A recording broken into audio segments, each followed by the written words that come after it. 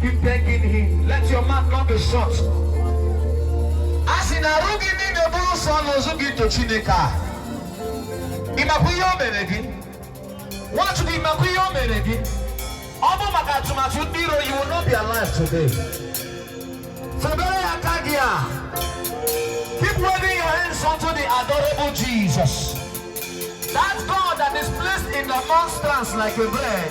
But he doeth those things that even those carved gods cannot do.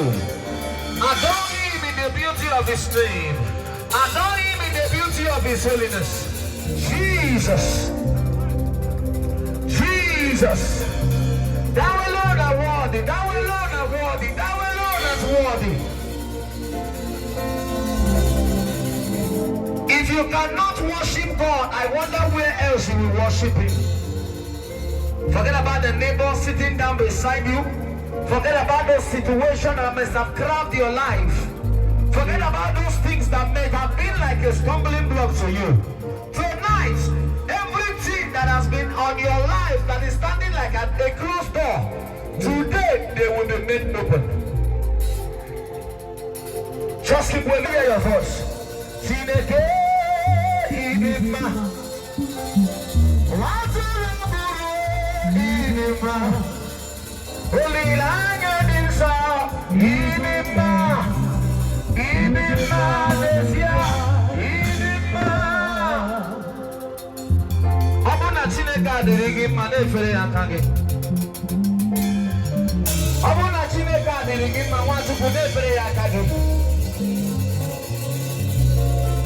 The Bible made me to understand in Joshua 1 from verse 9. He said that all doors that have been shut before you, I will make them open.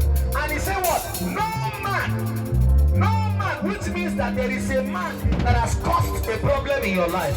But the Bible has said, no man will be able to shut that door.